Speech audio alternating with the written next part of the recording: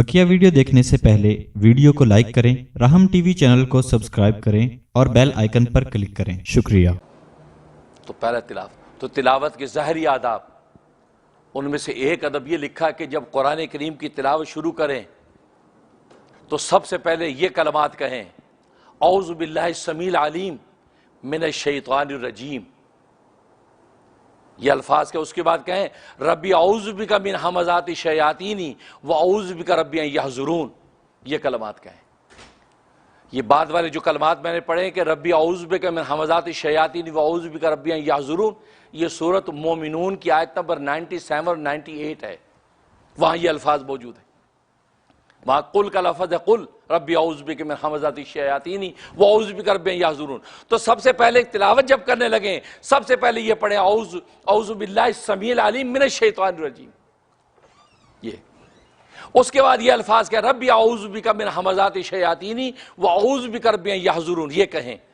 ये कहने के बाद एक बार तो सूरह फातिहा पढ़े, सूरह फातिहा बिस्मिल्लाह मिला के सूरह फातिहा पढ़े। सूरह फातिहा पढ़ने के बाद एक बार तो सूरह वन्नास पढ़े, कुल औज़ु बिरब्बिन नास मलिकिन नास इलाहिन नास, ये सूरत नास, ये आप एक मरतबा पढ़ें। ये पढ़ने के बाद फरमाया अब कुरान करीम की तिलावत शुरू करें। जो सूरत आपने पढ़नी है वहाँ से आप औज़ु बिल्लाहि मिनश शैतानिर रजीम बिस्मिल्लाहिर रहमानिर रहीम करके कुरान करीम की तिलावत शुरू। ये वो कलमात हैं, ये कलमात आपको अल्लाह तबारक व तआला के हिसार में ले जाते हैं। अल्लाह तबारक व तआला की पनाह में जब आ जाता है और अल्लाह तबारक व तआला की नज़र बंदे पे पड़ती है, फिर शयातीन व इंस किसी किस्म के वसाविस को डालते नहीं हैं। तो कुरान करीम की तिलावत आप जैसा चाहते उस मंशा के मुताबिक पूरी होती चली जाती है। ये पहला अदब है तिलावत का। और दूसरा अदब यह कि कुरान करीम की तिलावत, कुरान करीम की तिलावत आवाज़ के साथ करें, आवाज़ आनी चाहिए। और आवाज़ का मतलब है कि ये ऐसी इतनी हो कि आप खुद सुन सकें, कम से कम आप खुद सुन सकें, क्योंकि तिलावत के अंदर आवाज़ मलहूज होती है। आप आवाज़ से कहें अल्हम्दुलिल्लाहि रब्बिल आलमीन अर्रहमान रहीम, गोया कि आप पढ़ रहे हैं, आप सुन रहे हैं आवाज़ के साथ। तो दूसरा अदब ये आवाज़ से तिलावत करें, मुताला ना करें। बहुत से मौक़ों पे आप देखते हैं कभी कुरान ख़वानी हो रही है तो बहुत से लोग तो कुरान करीम का मुताला कर रहे होते हैं। अब देखो होगा वो भी होंठ भी नहीं हिल रहे हैं, कुरान जी आप पढ़ नहीं रहे, पढ़ रहा हूँ भाई, अंदर अंदर पढ़ रहा हूँ। ये तिलावत नहीं है। आप आवाज़ आपकी आनी चाहिए इतनी ऊंची कम से कम हो कि आप खुद सुन लें, और कोई नहीं सुन सकता, आप खुद तो सुने। ये दूसरा अदब यह है कि कुरान करीम की तिलावत के अंदर आवाज़ होनी चाहिए, आवाज़ के साथ पढ़ें। एक मरतबा सरकार दो आलम सल्लल्लाहु अलैहि वसल्लम रात तहज्जुद के वक़्त में मस्जिद नबवी के अंदर गए, क्योंकि वहाँ गुलामान मोहम्मद तहज्जुद के अंदर नमाज में खड़े हैं, कोई सजदों में है, कोई रुकू में है, कोई तिलावत में है, कोई गिड़गिड़ा रहा है, साहब इकराम। तो आप गए तो देखा अबू बकर सिद्दीक़ रज़ी अल्लाह तआला अन्हु तहज्जुद की नमाज में और तिलावत कर रहे हैं। आप बिल्कुल करीब चले गए तो वो बहुत आहिस्ता आहिस्ता तिलावत कर रहे हैं, आहिस्ता आहिस्ता। उसके बाद आप आगे बढ़े तो हज़रत उमर रज़ी अल्लाह तआला खड़े, वो तिलावत, वो ऊंची ऊंची तिलावत कर रहे हैं, बहुत ऊंची ऊंची। उसके बाद आप बिलाल हबशी की तरफ गए तो बिलाल हबशी तिलावत कर रहे हैं। वो कैसे कर रहे हैं, वो कुरान करीम की डिफरेंट जगहों से सूरतें चुन चुन के पढ़ रहे हैं। एक सूरत पढ़ी, फिर दूसरी पढ़ी, फिर तीसरी, इधर उधर से चुन चुन के सूरतें पढ़ रहे हैं। आपने वो सुना। अब जब नमाज से फारिग हुए, सुबह जो है फजर के वक्त आपने पूछ लिया, अबू बकर रात तुम जो कुरान करीम की तिलावत कर रहे थे तहज्जुद में, बहुत आहिस्ता पढ़ रहे थे, क्यों इतनी आहिस्ता क्यों पढ़ रहे थे?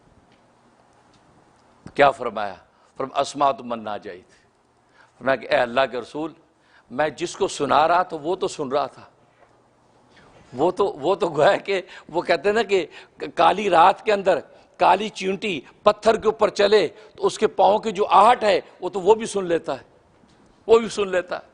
तो या रसूलल्लाह, मैं असल में उस जिस रात को सुना रहा था वो सुन रहा था, इसलिए मैं आहिस्ता आहिस्ता पढ़ रहा था, मुझे किसी और को सुनाना मकसूद ही नहीं था। तो अच्छा उमर, तुम इतना जोर जोर से क्यों पढ़ रहे थे? आपने फरमाया कि मैं असल में सोतों को जगा रहा था, کیونکہ مسجد نبوی کے اندر مسافر بھی آ کے سو جاتے تھے، مدرسے صفہ کے طلباء بھی سوتے تھے، تو گویا کہ یہ محتاج لوگ سو رہے ہیں تو آپ اونچا اونچا کہتے ہیں میں اس لیے پڑھ رہا تھا، شیطان کو بھگا رہا تھا، جہاں جہاں قرآن کی آیت جائے، آواز جائے وہاں سے شیطان بھاگے اور جو سو رہے ہیں وہ جاگ جائیں، تاکہ اس وقت اللہ کے سامنے کھڑے ہونے کا وقت ہے، ان سوتوں کو جگا رہا۔ تو بلال حبشی سے پوچھا کہ بلال تم یہ ڈیفرنٹ جگہوں سے صورتیں چن چن کے کیوں پڑھ رہے تھے؟ کہا کہ اے اللہ کے نبی میں عمدہ کو عمدہ سے ملا رہا تھا، میں عمدہ کو عمدہ سے ملا رہا تھا، جو عمدہ صورتیں مجھے لگ رہی تھی میں ان کو جمع کر کر کے پڑھ رہا تھا۔ اللہ اکبر، کیا نبی نے ذوق بنا دیا ان لوگوں کا جو عرب کے بدو تھے، اونٹ اور جو وہ بکریاں چرایا کرتے تھے، پہاڑی لوگ تھے، نہ خدا کو جانے نہ خدا کی مخلوق کو جانے، اور کیسے بنا دیے کہ نہ نظر آنے والے خدا کو پہچان گئے۔ کیا تربیت تھی۔ اس پر نبی کریم صلی اللہ علیہ وسلم نے ابو بکر سے فرمایا ابو بکر تم بہت ہی زیادہ آہستہ پڑھے، تم تھوڑا سا اونچا پڑھا کرو، تم تھوڑا سا اونچا پڑھا کرو، یہ فرمایا۔ اور حضرت عمر سے فرمایا کہ تم بہت زیادہ لاؤڈ پڑھ رہے تھے، تم ذرا تھوڑا سا نیچا پڑھا کرو، تم تھوڑا سا نیچا پڑھا کرو۔ حضرت حکیم الامت تھانوی رحمہ اللہ تعالیٰ فرماتے ہیں کہ آپ صلی اللہ علیہ وسلم نے کیوں ان کو یہ فرمایا، اصل میں یہ نبی پاک کی تربیت ہے، تربیت کر رہے ہیں کہ آپ ان کو تجویز پر نہیں تفویض پر لا رہے ہیں۔ تجویز کا مطلب ابو بکر نے خود تجویز کر لیا کہ میں آہستہ پڑھوں گا، عمر نے خود تجویز کر دیا میں اونچا اونچا پڑھوں گا، اس لیے تو تجویز سے ترقی نہیں ہوتی، تفویض سے ترقی ہوتی ہے۔ اپنے آپ کو بڑے کے سپرد جب کر دیا، بڑے نے یہ کہا اس کہے کے مطابق جب چلتا چلا جاتا ہے تو منزل ملتی ہے۔ تو نبی کریم صلی اللہ علیہ وسلم نے ان کو تجویز سے نکال کر تفویض میں ڈال دیا، گویا کہ جو بڑا کہہ رہا ہے اسی پر عمل کرنا ہے، گویا کہ ان کی تجویز کو ہٹا کے تفویض کے مقام پر قائم کیا کہ تم آہستہ پڑھو، تم اونچا پڑھو، تاکہ اعتدال کے ساتھ تلاوت ہوگی، اور یہی مطلوب ہے۔ تو دیکھو آواز کے ساتھ، تو آواز کے ساتھ تلاوت کرنا یہ بھی اس کا ادب ہے۔ اور تیسرا ادب خوش الحانی، یعنی خوبصورت آواز کے ساتھ تلاوت کریں، خوبصورتی کے ساتھ لے بنا کے اپنی طرف سے اس کے اندر گویا کہ ترنم پیدا کریں، اس طرح تلاوت کریں۔ یہاں تک کہ حدیث میں فرمایا کہ قرآن کریم پڑھا کرو، اس کو جو ہے فرمایا خوبصورتی کے ساتھ ترنم کے ساتھ پڑھا کرو، اور فرمایا وَمَن لَّمْ يَتَغَنَّ بِالْقُرْآنِ، جو قرآن کریم کو ترنم کے ساتھ نہ پڑھے گا فَلَيْسَ مِنَّا، وہ ہم سے نہیں ہے۔ اتنے بھدے طریقے سے قرآن پڑھو تو لوگ کہیں یار یہ کیا کر رہا ہے، آج ہم گانا گائیں گے تو کیسے گنگنائیں گے، بلکہ اصل گانے گانے والے کی پوری نقل کر لیتے ہیں، ایسا گانا گاتے ہیں لگتا ہے یار یہ وہی گا رہا ہے۔ یہ قرآن کریم کی باری آتی ہے، نہ سدیس کی نقل کرتے ہیں، نہ عبداللہ ابن سبیل کی نقل کرتے ہیں، نہ امام مسجد نبوی کی نقل کرتے ہیں کہ یار قرآن تو جیسا قاری صاحب پڑھ لو، یار ادھر بھی تھوڑی سی محنت کرو، سدیس کی نقل کرو، امام کعبہ کی نقل کرو۔ تو قرآن نبی نے فرمایا کہ من لم یتغنى بالقرآن، جسے قرآن قاری باسط کی نقل کرو، قاری باسط جس لے لگا کے ترنم سے قرآن پڑھتا ہے مزے لے لے کے، اس طرح نقل کرو۔ تو نقل کرو گے تو 100% نہیں تو 10% تو آپ کسی جگہ پہ آئیں گے، اور یہی مطلوب ہے۔ تو تیسرا ادب یہ ہے کہ قرآن کریم کو ترنم کے ساتھ پڑھو، اور یہ اللہ تبارک و تعالی حدیث میں آتا ہے کہ جب قرآن کریم کو تلاوت کرتا ہے اور وہ ترنم کے ساتھ قرآن پڑھتا ہے تو اللہ تبارک و تعالی سب سے زیادہ اس کی طرف متوجہ ہوتے ہیں اور محبت سے دیکھتے ہیں۔ اور چوتھا ادب یہ فرمایا ترتیل کے ساتھ پڑھو، ٹھہر ٹھہر کے پڑھو، جلد بازی نہیں، ٹھہر ٹھہر کے پڑھو، ترتیل ٹھہر۔ جلد بازی میں پورا پارہ ختم کر لینا کمال نہیں ہے، ٹھہر ٹھہر کے پڑھو۔ عبداللہ ابن عباس رضی اللہ تعالیٰ فرماتے ہیں کہ میں جلد بازی میں پورا پارہ ختم کر لوں، اس سے بہتر یہ میں سورہ یاسین اور سورہ طٰہٰ تلاوت کر لوں، لیکن ٹھہر ٹھہر کی تلاوت کروں، ایک ایک لفظ صاف صاف پڑھوں، فرمایا یہ زیادہ مجھے محبوب ہے۔ خود ام سلمہ رضی اللہ تعالیٰ عنہ فرماتی ہیں کہ سرکار دو عالم صلی اللہ علیہ وسلم جب تلاوت فرماتے تھے تو ایک ایک حرف، ایک ایک لفظ صاف صاف سمجھ میں آتا تھا۔ یہ ایک ادب ہے کہ ٹھہر ٹھہر کے۔ اور ایک ادب فرمایا کہ قرآن کریم جب پڑھنے لگو تو رونے جیسی رو کر پڑھو، رو، اگر رونا نہ ہے تو رونے جیسی شکل بناؤ۔ حدیث فرمایا کہ اتلو القرآن، قرآن کی تلاوت کرو، وابکو، اور رو، فَإِن لَّمْ تَبْكُوا فَتَابَكُوا، اگر تم رو نہ سکو تو رونے جیسی شکل بناؤ۔ اور حدیث میں فرمایا یہ قرآن کریم رونے یعنی غم کو لے کر پیدا ہوا ہے، بھیجا گیا ہے، غم کے ساتھ بھیجا گیا ہے، لہذا پڑھنے والا اس کو پڑھتے وقت غمگین ہو جانا چاہیے، اس کا دل بالکل ایسا بالکل ریزہ ریزہ ہو جائے اور اللہ تبارک و تعالیٰ کا کلام پڑھتے ہوئے رونا نہ آئے، رونے جیسی شکل بنائے۔ یہ بھی ادب ہے، جبکہ ہم اس ادب کا لحاظ ہی نہیں کرتے، اور رونے جیسی شکل بنانے کا مطلب ہے دل سے روئے۔ ابن عباس رضی اللہ عنہ دل سے روئے، اور دل سے رونے کا مطلب یہ ہے کہ آنکھوں سے آنسو نہیں بہ رہے، لیکن دل کو غمزدہ کر لے، دل کو غمزدہ کر لے کہ قرآن کریم یہ اللہ کا کلام، اس میں وعیدیں بھی ہیں، جہنم کی وعید بھی ہے، جنت کا وعدہ بھی ہے، اس کے اندر ملائکہ کا ذکر بھی ہے، آسمان و زمین کے اسرار بھی اس کے اندر ہیں۔ کیسا کلام اللہ نے مجھے دے دیا، اس شکرانے پر اپنے دل کو رونے میں لگا دو، اور دل کے رونے کے ساتھ، اس غم کے ساتھ قرآن کریم کو پڑھو۔ فرمایا یہ قرآن کریم کی تلاوت کا ادب ہے، کیونکہ نبی نے فرمایا کہ قرآن غم لے کر آیا ہے، غم کے ساتھ آیا ہے، اور اس کو پڑھتے تم غمگین ہو جایا کرو۔ یہ قرآن کریم۔ ایک مرتبہ نبی کریم صلی اللہ علیہ وسلم نے عبداللہ ابن مسعود رضی اللہ عنہ سے فرمایا کہ ابن مسعود مجھے تو قرآن سنا۔ فرمایا کہ یا رسول اللہ قرآن تو آپ پہ نازل ہوا ہے، میں آپ کو قرآن سناؤں؟ تو فرمایا نہیں، میرا جی چاہتا ہے کوئی دوسرا مجھے قرآن سنائے، میں اس کو سننا چاہتا ہوں، یہ مجھے زیادہ اچھا لگتا ہے۔ چاہے عبداللہ بن مسعود فرماتے ہیں میں نے قرآن کی تلاوت شروع کر دی۔ جب تلاوت کی اور میں مصروف ہوں، میں نے نگاہ اٹھائی تو رسول اللہ صلی اللہ علیہ وسلم کا سر جھکا ہوا ہے اور آنکھوں سے آنسو جاری، پوری داڑھی آپ کی تر ہوگی، دامن تر ہو گیا، آپ میری تلاوت سن کر اس قدر رو رہے۔ اور آپ کبھی اس کا تجربہ کریں، ساری دنیا کے دھندوں سے نکل کے آج تو یوٹیوب آپ کے پاس ہے، سوشل میڈیا، اس کو نعمت سمجھ کے نعمت کے طور پہ استعمال کریں۔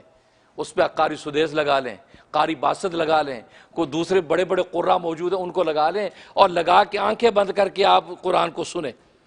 ہیڈ فون جو لگاتے ہیں ہم صبح شام فضولیات سننے کے لیے، آپ ہیڈ فون لگا کے قرآن سننا شروع کر دیں۔ آپ آدھا گھنٹہ نہیں سوئیں گے، آپ زار و قطار آپ کے آنکھوں سے آنسو جاری ہو جائیں گے۔ یہ قرآن تو وہ ہے دل کو چھو لیتا ہے۔ یہ روزانہ کے اہتمام کرو، پڑھنے سے زیادہ سننے پر ثواب ملتا ہے۔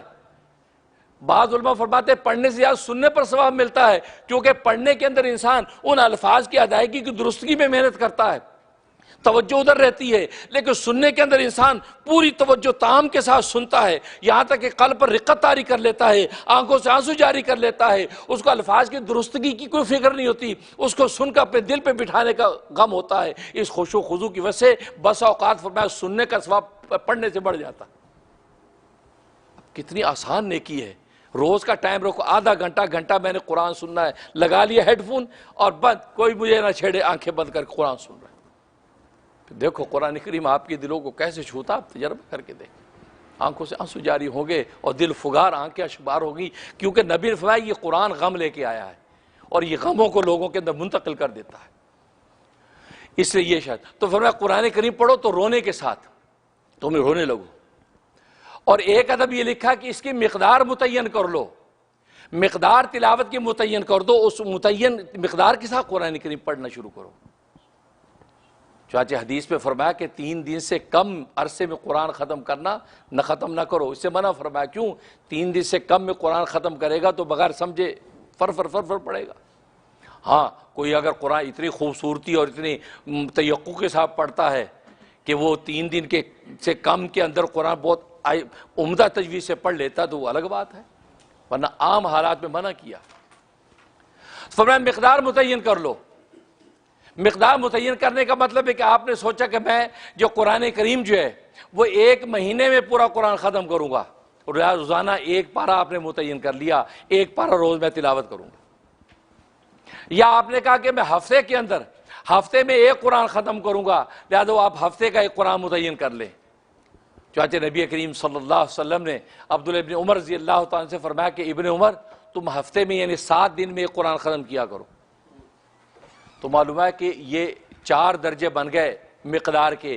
ایک تو یہ کہ آپ جو ہے دن رات کے اندر 1 قرآن ختم کریں، 24 گھنٹے میں 1 قرآن ختم کریں، جس کے بارے میں نے عرض کیا کہ بعض علماء اس کو مکروہ کہتے ہیں کہ اس کے اندر انسان کی سمجھ تام نہیں رہتی، لیکن یہ کہ ایک مقدار یہ دن رات میں قرآن۔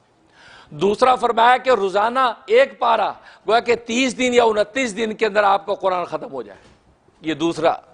اور تیسری مقدار یہ کہ 1 ہفتے کے اندر آپ پورا 1 قرآن ختم کریں۔ اور ایک یہ کہ 2 ہفتے کے اندر پورا ایک قرآن ختم کریں۔ تو یہ مقدار متعین کر کے آپ جب کریں گے تو اللہ تبارک و تعالیٰ کے ہاں جب مقدار متعین کر کے آپ چل رہے ہیں تو پھر آپ کے لیے تلاوت کی بھی آسانی کہ مجھے اتنا پورا کرنا ہے، پھر آپ ٹائم ٹیبل میں سے نظام میں اسکیجول میں نکال بھی لیں گے وقت۔ لیکن اگر نہیں ہے تو پھر کیا ہوگا، کبھی 1-2 آیتیں پڑھ لی، کبھی 1 پارہ پڑھ لیا، کبھی آدھا پڑھی، 1 صفحہ، کبھی پڑھا ہی نہیں۔ لیکن نہیں، مقدار متعین کر کے یہ تلاوت کا حق ہے۔ اور ایک ادب یہ کہ فمی بھی شوق کے ساتھ تلاوت کریں۔ فمی بھی شوق کا مطلب یہ ہے کہ قرآن کریم کے 7 منزلیں ہیں، 7 منزلیں ہیں، روزانہ 1 منزل تلاوت کریں، اور اس کو فمی بھی شوق علماء فرماتے ہیں۔ فمی بھی شوق کا مطلب کہ فا سے مراد پہلی منزل سورہ فاتحہ سے شروع ہوتی ہے، اور فمی میم سے مراد دوسری منزل سورہ مائدہ سے شروع ہوتی ہے، اور پھر یا اس کا تیسری منزل سورہ یونس سے شروع ہوتی ہے۔ بشوق با آ گیا، چوتھی منزل سورۃ بنی اسرائیل سے شروع ہوتی ہے۔ شوق کا شین آ گیا، اسی سے سورۃ شعراء، تو گویا کہ 5ویں منزل سورۃ شعراء سے شروع ہوتی ہے۔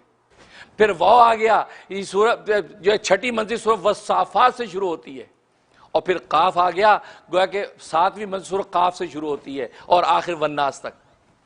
اس طریقے سے فرمایا کہ یہ 7 منزلیں، اور اس کو فرمایا کہ جمعرات کو شروع کریں، یعنی بدھ کی رات کو، جو جمعرات کی رات ہے تو جمعرات کو آپ اس کو شروع کریں گے اور جمعرات کو قرآن کریم ختم ہو جائے گا، تو گویا کہ 1 ہفتے میں قرآن ختم۔ فرمایا اس طریقے سے آپ قرآن کریم کی یہ فمی بشوق پر تلاوت کریں، تو گویا کہ اس قسم کے آداب۔ پھر آگے اسی طریقے سے آیت سجدہ آ جائے تو آیت تلاوت آ جائے تو فرمایا کہ وہ آیت تلاوت پر سجدہ تلاوت کرے، اور سجدہ تلاوت بھی ابن عباس رضی اللہ تعالیٰ کی حدیث ہے، جلد بازی نہ کرے۔ آپ سجدہ تلاوت آ گیا، قرآن کریم کو آپ نے ریل میں ایک طرف کیا، اب آپ نے سجدہ کرنا ہے، فرمایا پہلے اپنے آپ کو اللہ تبارک و تعالیٰ کی طرف متوجہ کرے، اور اپنے قلب کو اضطرار اور خوش و خضوع کے ساتھ مزین کرے، اور گڑ گڑائے، اور اللہ کے ہیبت اور خوف کا اپنے اوپر ایک منظر طاری کرے۔ ایسی پوری کیفیت جب بن گئی، اس کیفیت، کیونکہ آپ سجدے میں جا رہے ہیں، اور یہ وہ سجدہ ہے کہ جس سجدے سے کفار انکار کرتے ہیں، اور ایمان والوں کو حکم ہے کہ نہیں تم اس کے کاؤنٹر کے اندر تم اس سجدے کو کرو۔ جو اللہ کی عظمت اور حیبت کا لحاظ نہ کر کے سجدے کا انکار کرتے ہیں، آپ اللہ کی عظمت حیبت کا لحاظ کر کے سجدے میں جا رہے ہیں، لہٰذا اس سے پہلے اپنے اوپر حالت طاری کریں۔ تو فرمایا حالت کیفیت بنانے کے بعد اپنے دل کو ایسے بالکل ایسے جیسے رونے لگا ہے، دل سے آپ رونے لگ جائیں، اور اللہ کی عظمت کا اپنے پر چھاؤں کرنے کے بعد اب کریں اللہ اکبر کر کے سجدے میں جائیں، سجدے میں جائیں۔ اور مستحب طریقہ تو یہ کہ آپ کھڑے ہو جائیں، کھڑے ہو کر اپنے اوپر یہ کیفیت طاری کی، اللہ اکبر کر کے سیدھا سجدے میں گئے، اور وہاں سبحان ربی الاعلیٰ کو پوری توجہ کے ساتھ کریں، خدا کی عظمت اور الوہیت کو سامنے رکھتے ہوئے۔ اس کے بعد اللہ اکبر کر کے سر اٹھا کے کھڑے ہو جائیں، یہ مستحب افضل طریقہ ہے۔ اس کے بعد پھر آپ بیٹھ کے اپنی ریل سامنے رکھ کے قرآن کی تلاوت کریں۔